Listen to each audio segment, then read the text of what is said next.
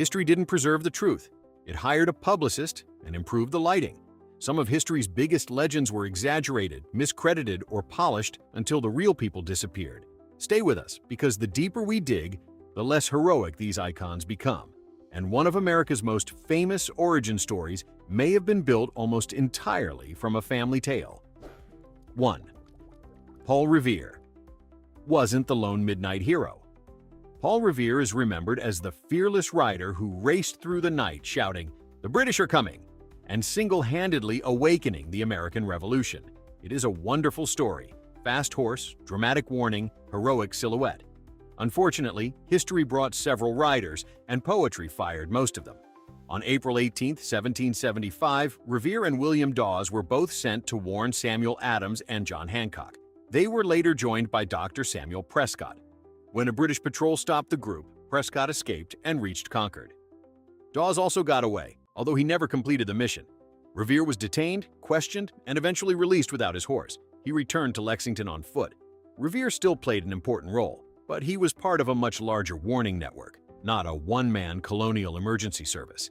His superstar reputation arrived decades later, thanks largely to Henry Wadsworth Longfellow's famous poem, which chose rhythm over accuracy. Revere became immortal. Prescott, who actually reached Concord, received history's traditional consolation prize, almost no one remembering his name. 2. Betsy Ross probably didn't create the first American flag. The familiar scene looks perfect in a schoolbook. George Washington visits Betsy Ross, shows her a flag design, and she improves it by cutting elegant five-pointed stars. It has patriotism, craftsmanship, and just enough sewing to make the birth of a nation feel like a very serious craft project. The problem is that historians have found no contemporary evidence proving the meeting happened or that Ross designed or sewed the first national flag. The story became widely known only in 1870, when her grandson William Canby presented the family account, more than 30 years after Ross had died and nearly a century after the supposed event. Researchers have found evidence that Ross made flags for the Pennsylvania Navy, but the famous Washington visit cannot be verified. There is not even firm agreement about what the first American flag looked like. That does not make Ross a fraud. She was a skilled upholsterer and businesswoman whose real work mattered, but her legendary reputation rests on evidence roughly as solid as a story your uncle begins with. Trust me, Grandma told me. America did not just stitch a flag. It stitched together a better origin story.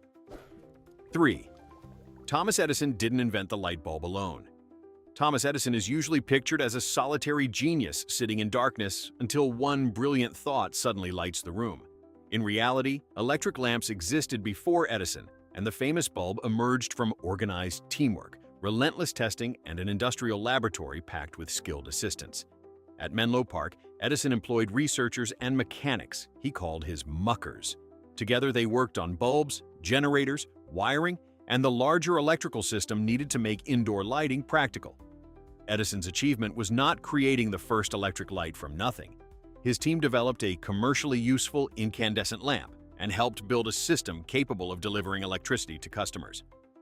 The National Park Service explicitly credits Edison and his workers with designing light bulbs and dynamos, while the Smithsonian describes the technical challenges involved in producing a functioning carbon filament lamp. Edison was unquestionably talented. He understood experimentation, business, publicity, and patents better than almost anyone alive. But the lone wizard image conveniently pushed dozens of collaborators into the shadows while his name appeared on the marquee. He didn't simply invent modern lighting. He also perfected the historical art of making teamwork look like a solo performance. 4. Christopher Columbus wasn't the man who proved the Earth was round. Christopher Columbus is often presented as the brave genius who sailed west while everyone else feared he would tumble off a flat Earth. The real story is much less flattering. Educated Europeans already knew the Earth was spherical. The disagreement was about its size, and Columbus calculated it badly.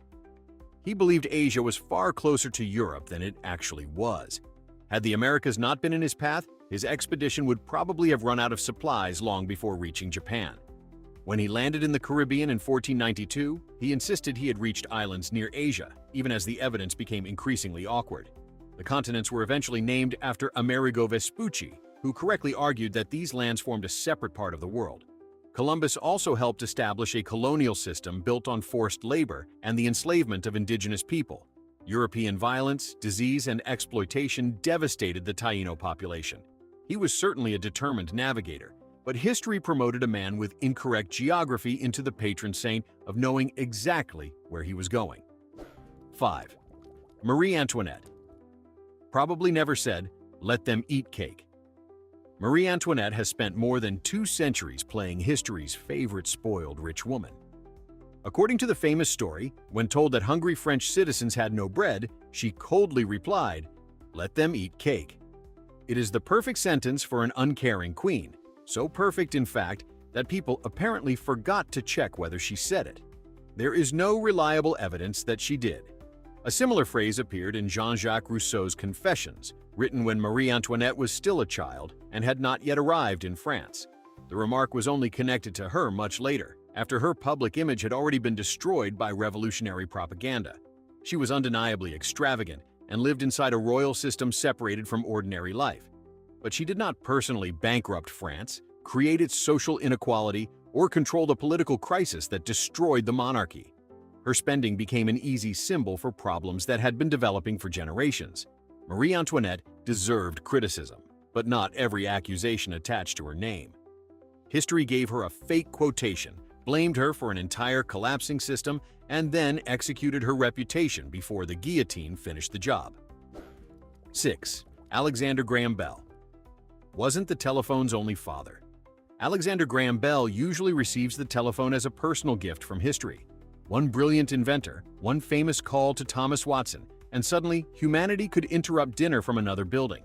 Bell's work was enormously important, but the telephone did not appear from a single flash of inspiration. Several inventors were experimenting with transmitting speech electrically.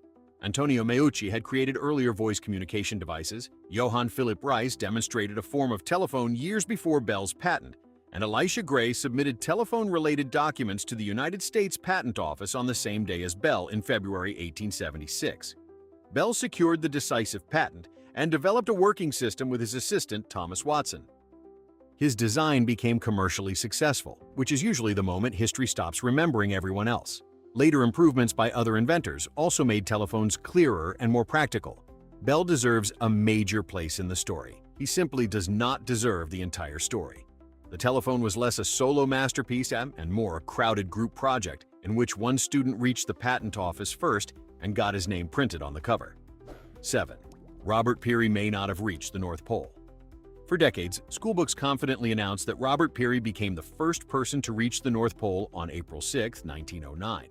Peary returned home as a national hero, received honors, and claimed one of exploration's greatest prizes. There was only one small problem. No one could prove that he had actually arrived. Peary traveled with Matthew Henson and 4 Inuit men whose knowledge and labor were essential to the expedition. Yet Peary received most of the glory. His final party included no other trained navigator who could independently confirm his calculations. His records were incomplete, and critics questioned the extraordinary speeds he claimed during the last stage of the journey.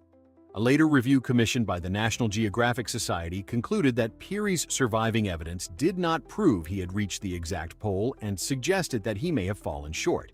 The debate has never been completely settled. Peary unquestionably endured an astonishing Arctic journey. But extremely close to the North Pole does not look as impressive on a monument, so history rounded his location up, possibly by several miles, and handed him the trophy anyway. 8.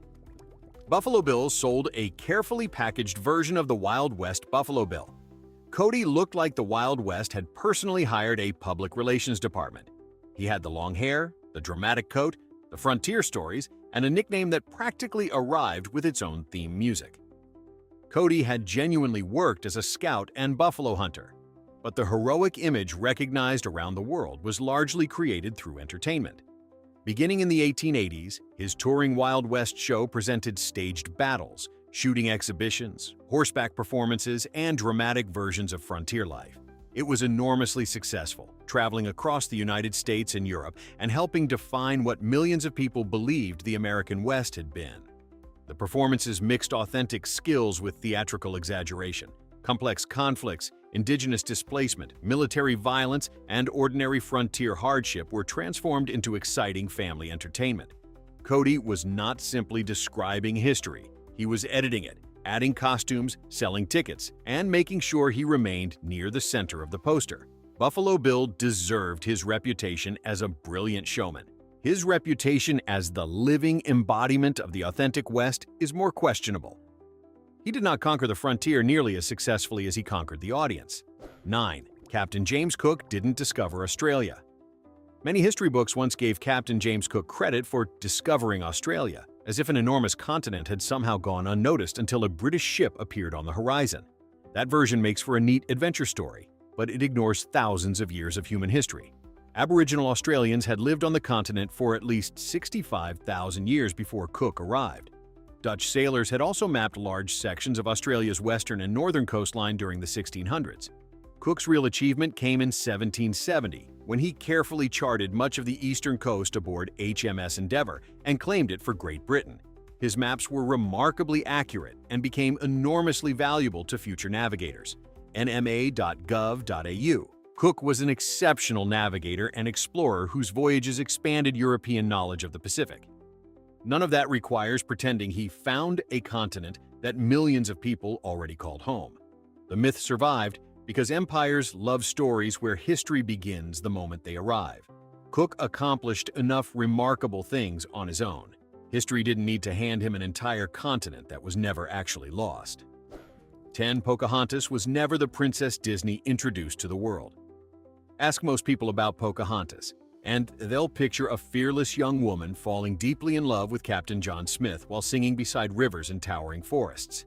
It is one of history's most successful romantic stories, and almost none of it matches the historical record. Pocahontas, whose real name was Matoaka, was around 10 or 11 years old when she first met Smith in 1607. Smith later claimed she dramatically saved his life from execution, but historians continue to debate whether that event happened as he described or whether he misunderstood an adoption ceremony. Years later, Pocahontas was captured by the English, converted to Christianity, took the name Rebecca, and married tobacco planter John Rolfe, not John Smith. Their marriage helped create a temporary period of peace between English settlers and the Powhatan Confederacy, NationalGeographic.com. She traveled to England, where she became a symbol of what the English called a civilized Native American.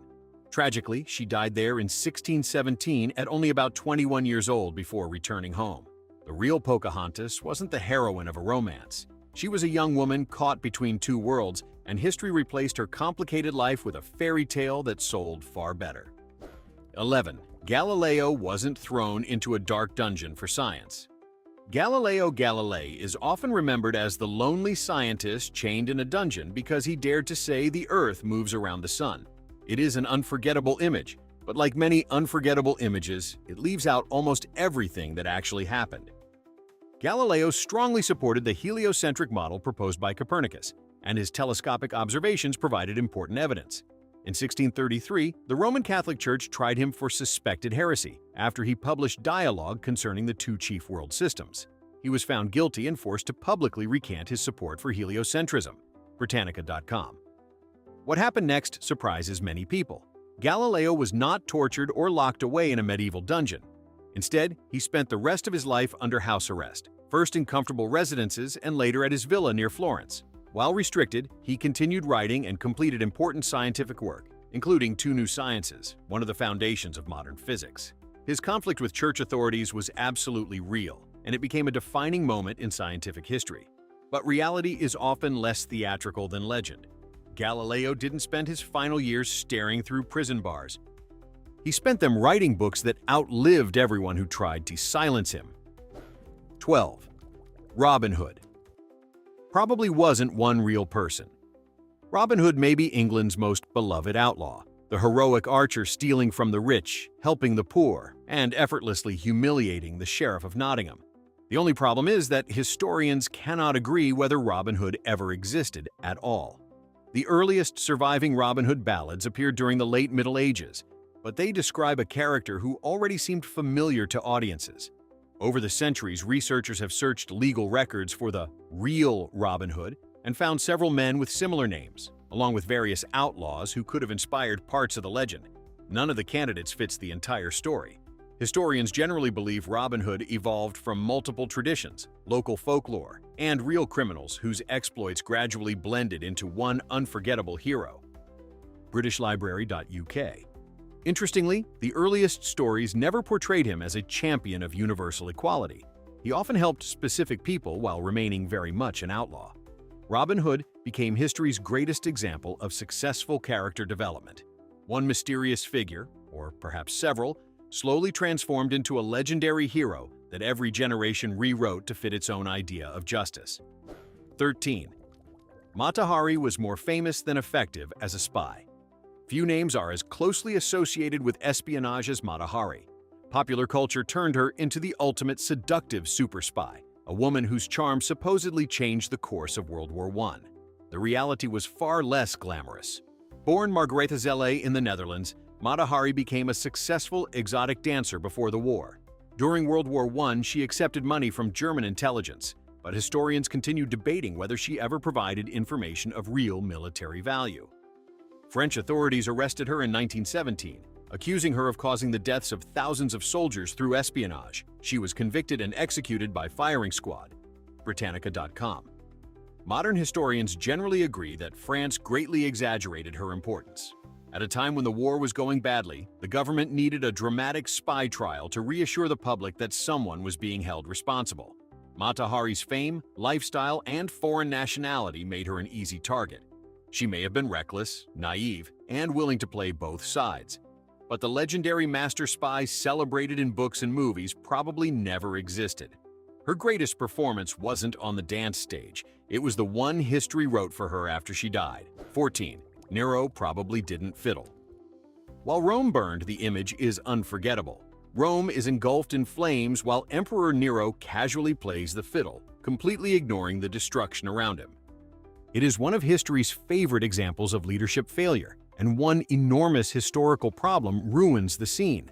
First, the violin had not even been invented in AD 64 when the Great Fire of Rome broke out. Ancient sources disagree about Nero's exact actions during the disaster. According to the Roman historian Tacitus, Nero was staying outside the city when the fire began and returned to organize relief efforts. He opened public buildings to refugees and arranged food supplies as thousands were left homeless. Britannica.com. That does not suddenly make Nero a model emperor. Ancient writers also describe him as vain, cruel, and politically ruthless, and many Romans suspected he later exploited the destruction to build his extravagant golden house. The fire permanently stained his reputation, and later writers happily added dramatic details that made the story even better. After all, played a non-existent instrument while helping coordinate emergency relief is a terrible headline compared with the version that survived. 15. William Tell is almost certainly a legend, not a proven hero. The story of William Tell has everything audiences love. An arrogant ruler orders a skilled marksman to shoot an apple off his son's head. He succeeds, survives impossible odds, and eventually inspires Swiss freedom. It's cinematic, unforgettable, and almost certainly legendary. According to the traditional tale, Tell refused to bow before the hat of Austrian official Hermann Gessler. As punishment, he was forced to shoot an apple balanced on his son's head using a crossbow. Tell secretly carried a second bolt in case he needed revenge if the first shot killed his child. Later, he escaped captivity and helped launch a rebellion that became central to Swiss national identity. Britannica.com. The difficulty is that no contemporary records mention Tell. The earliest written versions appeared more than a century after the events supposedly occurred. Historians have also noticed striking similarities between Tell's story and older Scandinavian legends involving impossible archery challenges. Whether William Tell existed as a real man remains unknown. What is certain is that Switzerland embraced him as a national symbol. Sometimes legends survive not because they're historically proven, but because they tell people exactly the story they want to believe about themselves. 16. King Arthur. Probably never ruled. Camelot King Arthur is one of history's greatest heroes. He pulls a sword from a stone, gathers the knights of the Round Table, searches for the Holy Grail, and rules from the magnificent castle of Camelot. It's an unforgettable legend, but historians have spent centuries looking for solid evidence that Arthur, as we know him, ever existed. The earliest references to Arthur appeared hundreds of years after the period in which he supposedly lived, following the collapse of Roman Britain. Medieval writers, especially Geoffrey of Monmouth in the 12th century, transformed scattered traditions into a grand royal biography filled with Merlin, Excalibur, and epic battles. Archaeologists have never found convincing evidence for Camelot, the Round Table, or the dramatic events described in later romances. Some historians believe Arthur may have been inspired by one or several real military leaders who fought invading Saxons, while others think he is entirely legendary. That uncertainty hasn't hurt his reputation one bit. Arthur became the perfect king because he was shaped by storytellers instead of politicians. Ironically, the less evidence historians find, the easier it becomes for every generation to imagine exactly the ruler they wish they had. 17. Catherine the Great didn't die in the ridiculous way. Everyone thinks few. Historical figures have been haunted by a more outrageous rumor than Catherine the Great. For generations, people repeated the absurd claim that the powerful Empress of Russia died during an intimate encounter with a horse. It is shocking, unforgettable, and completely false. Catherine died in November 1796 after suffering a stroke in her palace. Contemporary accounts describe physicians attempting to save her before she passed away the following day. There is no credible historical evidence connecting her death to the bizarre story that became popular years later. Historians generally agree the rumor was political propaganda designed to humiliate one of Europe's most successful female rulers. Catherine expanded Russian territory, modernized parts of the empire, supported education, and corresponded with leading Enlightenment thinkers like Voltaire and Diderot. Naturally, her enemies preferred discussing imaginary horses instead of real achievements. The rumor spread because outrageous stories often travel farther than boring facts. It's easier to remember a scandal than a list of government reforms. Catherine certainly had political rivals and a colorful private life, but history turned gossip into fact simply because people found it entertaining. Sometimes reputations aren't destroyed by evidence. They're buried under a joke that refuses to die. 18. Jesse James wasn't a Robin Hood of the American West. Hollywood loves turning outlaws into charming rebels, and few received a better makeover than Jesse James. Movies often portray him as a fearless cowboy stealing from rich railroad companies and generous banks to help struggling farmers. It sounds noble. It also happens to be largely fictional. Jesse James and his gang robbed banks, trains, and stagecoaches throughout the 1860s and 1870s. But historians have found virtually no evidence that he shared his stolen money with poor communities. Most of the loot stayed with the gang. James gained support in parts of Missouri because many former Confederates viewed him as a symbol of resistance during Reconstruction, and sympathetic newspaper editor John Newman Edwards carefully crafted his public image into that of a misunderstood hero fighting corrupt authorities. The reality was far uglier. Innocent people died during the gang's robberies, and Jesse showed little hesitation when violence served his interests. His legend grew because newspapers, dime novels, and later Hollywood discovered that audiences love an outlaw with a cause. The truth is less romantic.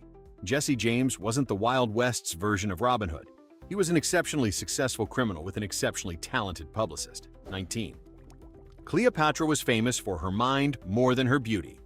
Mention Cleopatra today, and most people immediately picture extraordinary beauty.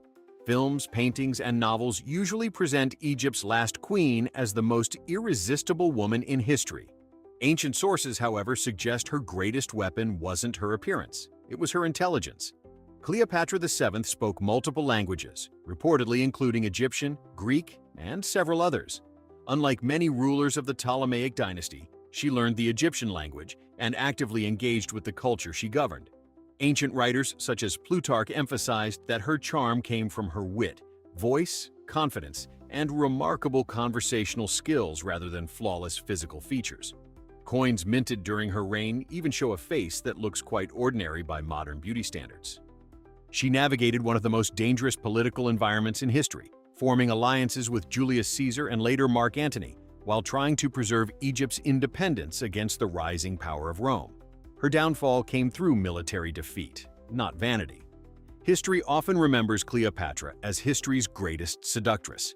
In reality, she survived for years because she was one of the ancient world's sharpest politicians. Her beauty became legendary. Her political brilliance deserved to be even more famous. 20. George Washington never chopped down a cherry tree. Ask almost any American child about George Washington, and sooner or later someone mentions the cherry tree. Supposedly, young George cut it down with a hatchet and bravely confessed by saying, "I cannot tell a lie. It's a wonderful lesson in honesty, and it never actually happened." The story first appeared in an 1806 biography written by Mason Locke Weems, several years after Washington's death. Weems openly admitted he wanted to teach children moral lessons through inspiring stories, and the cherry tree episode was one of his inventions. There are no contemporary records suggesting the event ever took place. Despite that, generations of schoolchildren accepted it as historical fact because it perfectly matched the image Americans wanted of their first president. Washington hardly needed fictional accomplishments. He commanded the Continental Army through the Revolutionary War, voluntarily gave up military power after victory, and later established important precedents as the nation's first president. Those achievements shaped the United States far more than any imaginary fruit tree ever could. Sometimes history decides that real greatness isn't enough. It quietly adds a hatchet, a cherry tree, and a perfect quote just to make an already remarkable life sound even better. 21. Vincent van Gogh wasn't appreciated, only after his death.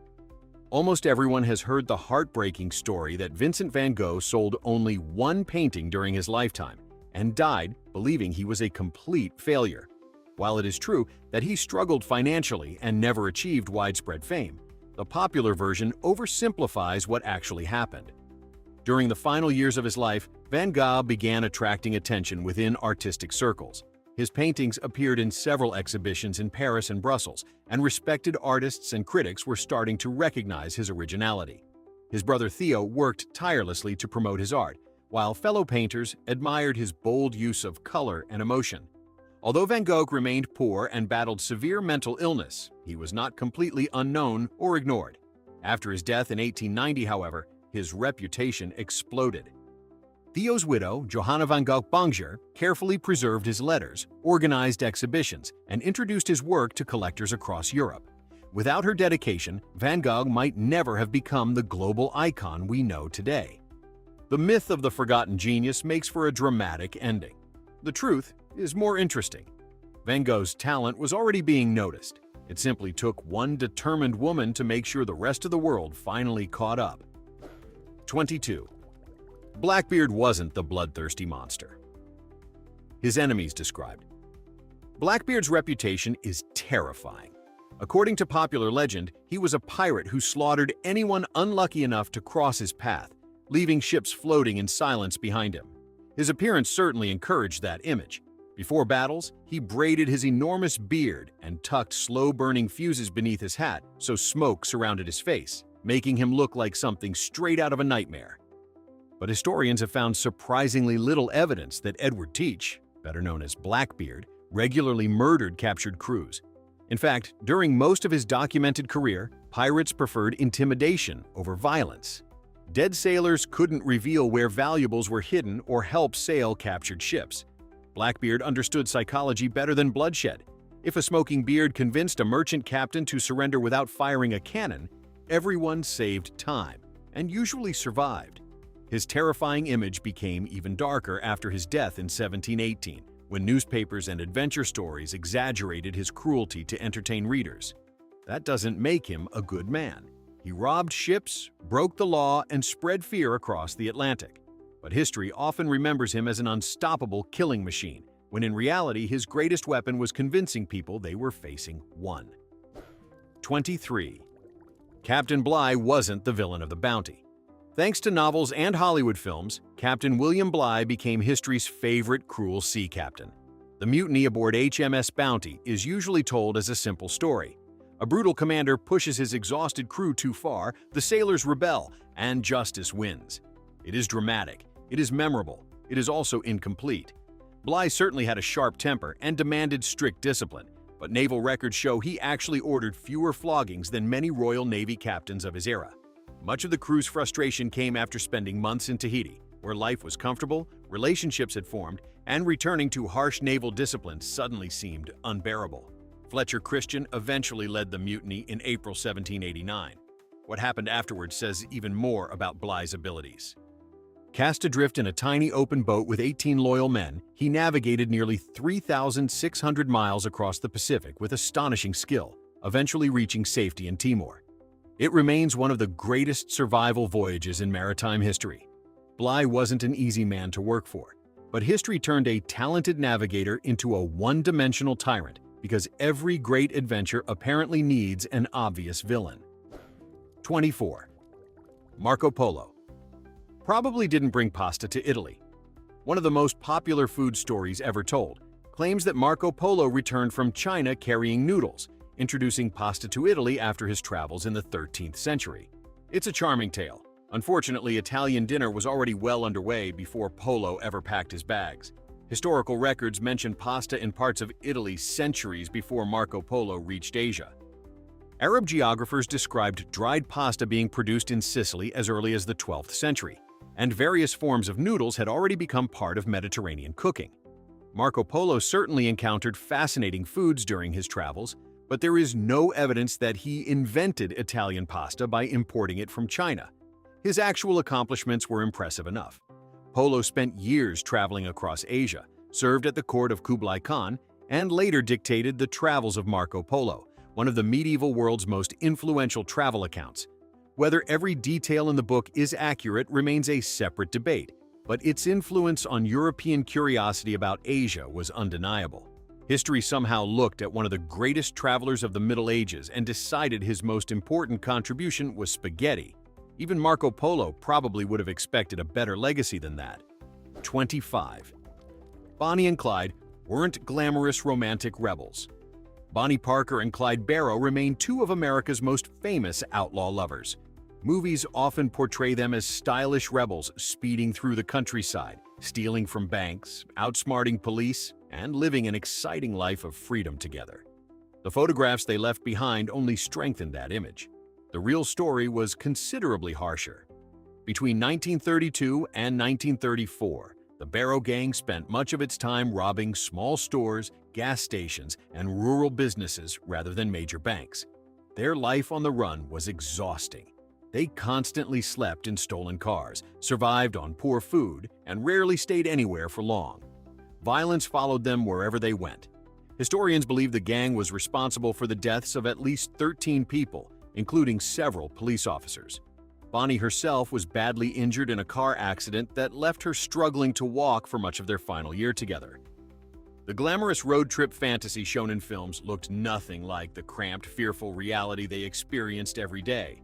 Their romance was real. Their celebrity was carefully built afterward.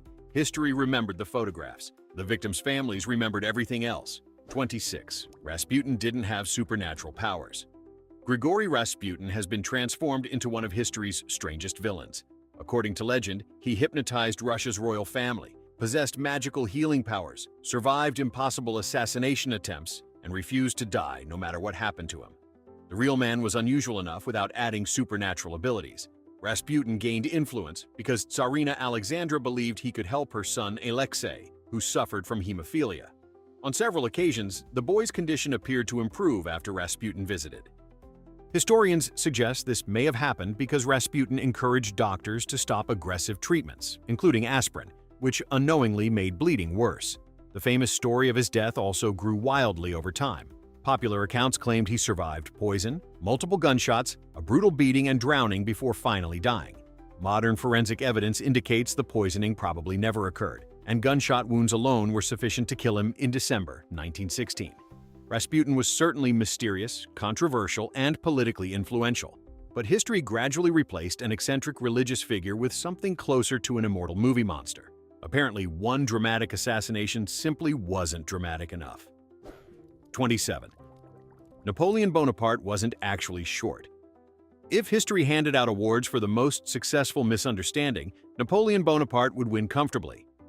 For more than 2 centuries, people have joked about the Little Emperor, turning his name into shorthand for anyone with an oversized ego and undersized height. The irony is that Napoleon probably wasn't unusually short at all. When he died in 1821, French records listed his height as 5 feet 2 inches, but those measurements used French feet and inches, which were longer than British units. Converted correctly, Napoleon stood around 5 feet 6 or 7 inches, almost exactly average for a Frenchman of his time. British newspapers and political cartoonists eagerly exaggerated his size because mocking a dangerous enemy was excellent wartime propaganda. The nickname Le Petit Caporal, or the Little Corporal, referred to affection from his soldiers, not his physical stature. Napoleon built one of history's greatest military careers, reshaped European law through the Napoleonic Code, and transformed the continent politically. Yet millions remember him mainly as a tiny man with a large temper. It may be history's funniest trade-off: conquer half of Europe, and posterity still remembers the joke instead of the ruler. History loves legends, but the truth is usually stranger, smarter, and far more fascinating. Which historical icon surprised you the most? Let me know in the comments.